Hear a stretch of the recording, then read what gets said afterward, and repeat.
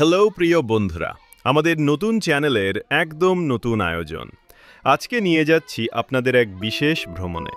আজকের পিকনিকের আসর বসেছে আমার নানার বাড়িতে, যেখানে একসাথে হয়েছেন আমার মা, মামি, মামাতো ভাইবোন আর পরিবারের আরও প্রিয় মুখগুলো। পুরো দিনটা আমরা কাটাবো হাসি আনন্দে, আড্ডায় আর অনেক স্মৃতিময় মুহূর্তে। আর সেই আনন্দের অংশীদার হবেন আপনারাও, কারণ আমরা চাই এই সুন্দর দিনের প্রতিটি মুহূর্ত আপনার সাথে ভাগাভাগি করে নিতে। তাহলে চলুন শুরু করি আমাদের আজকের পারিবারিক পিকনিকের যাত্রা। বন্ধুরা, ভিডিও শুরু করার আগে আপনাদের কাছে একটুখানি অনুরোধ থাকলো। আপনারা যদি আমাদের পরিবারের সদস্য হতে চান, তাহলে এখনই চ্যানেলটি সাবস্ক্রাইব করে রাখুন। ভিডিওটিতে একটা সুন্দর লাইক দিন এবং আপনি কোথা থেকে দেখছেন তা কমেন্টে জানাতে ভুলবেন না। আমাদের চ্যানেলটি এখনও খুব ছোট, তাই আপাতত এই আয়োজনগুলো কেবল আমাদের পরিবারের মধ্যে সীমাবদ্ধ। কিন্তু আমরা স্বপ্ন দেখি একদিন আপনাদের ভালোবাসা আর সাপোর্টে এই ছোট্ট চ্যানেল বড় হয়ে উঠবে। আর সেদিন আমরা এই আনন্দ আর হাসি খুশির মুহূর্তগুলো শুধু নিজেদের মধ্যে রাখব না, বরং ভাগ করে নেব সেই সব অসহায় মানুষের সাথে, যাদের মুখে আমরা আনন্দ ফিরিয়ে আনতে চাই। তাই আপনাদের প্রতিটি লাইক, সাবস্ক্রিপশন আর কমেন্ট আমাদের জন্য শুধু সংখ্যা নয়, এগুলো আমাদের স্বপ্নকে এগিয়ে নিয়ে যাওয়ার শক্তি। চলুন শুরু করি আজকের আয়োজন। আজকের আয়োজনে থাকছে সাদা ভাত, মুরগির মাংস, খাসির মাংস, মাছ আর পুকুর পাড়ের টাটকা শাকলতা পাতা। আয়োজনটা আমরা করেছি অনেকটা ছোটবেলার চড়ুই ভাতির মতো। কেমন করে ভাবছেন নিশ্চয়ই? আসলে খুব সহজ। আমরা সবাই মিলে ছোট ছোট চাঁদা তুলে বাজার করেছি। কেউ দিয়েছে 100 টাকা, কেউ 200 টাকা। মজার ব্যাপার হলো, আমি 200 টাকা দিলেও সেটা আমার হয়ে দিয়েছে আমার মামাতো বোন, কারণ তখন আমার হাতে চা খাওয়ার টাকাও ছিল না। তাই আমি মনে মনে ঠিক করে রাখলাম, পরের বার যদি পিকনিক হয় ওর টাকাটা আমিই দিয়ে দিব। হিসাব একদম ক্লিয়ার। এরপর শুরু হয়ে গেল রান্নাবান্নার পর্ব। মামি, মামাতো আর খালাতো বোনেরা সবাই ব্যস্ত হয়ে গেল রান্নার কাজে। আমার বোনেরা গেল পুকুর পাড়ে শাক তুলতে। সকালের সেই টাটকা শাকের গন্ধে চারপাশ যেন ভরে উঠল গ্রামের প্রকৃতির আবেশে। গ্রামের স্নিগ্ধ বাতাসে শাক দুলছে, আর বোনেরা হাসি মুখে তা সংগ্রহ করছে। দৃশ্যটা সত্যিই ছিল সিনেমার মতো।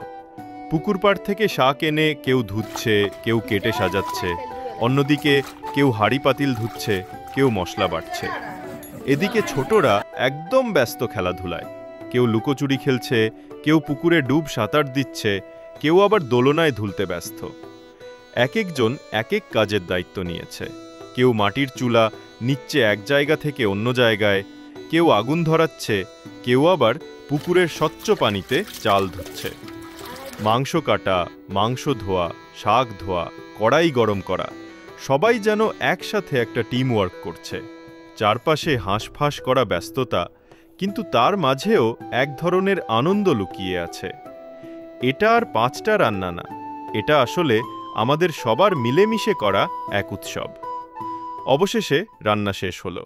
সকাল গড়িয়ে দুপুর এলো। সবাই যার যার মতো গোসল করে সেজে গুজে নতুন জামা পরে চলে এলো খাওয়ার আসরে। খোলা আকাশের নিচে চাটাই পেতে ছোট বড় সবাই একসাথে বসে পড়ল। মামিরা দায়িত্ব নিলেন সবার প্লেটে খাবার তুলে দেওয়ার। প্লেটে যখন ধোঁয়া ওঠা ভাত, মুরগির মাংস, খাসির মাংস আর শাকলতা পাতা সাজানো হলো, তখন ছোট বড় সবাই একসাথে খাওয়া শুরু করল। সত্যি বলতে কি, একসাথে খাওয়ার আনন্দের সাথে কোনো কিছুর তুলনা হয় না।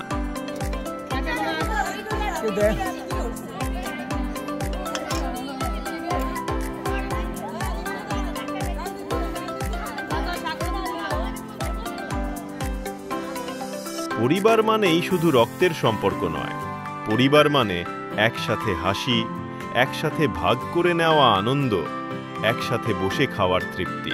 এই যে শুরু থেকে প্ল্যানিং করা, বাজার করা, রান্না করা, তারপর সবাইকে একসাথে বসিয়ে খাওয়ানো, এটা আসলে একটা বিশাল চ্যালেঞ্জ।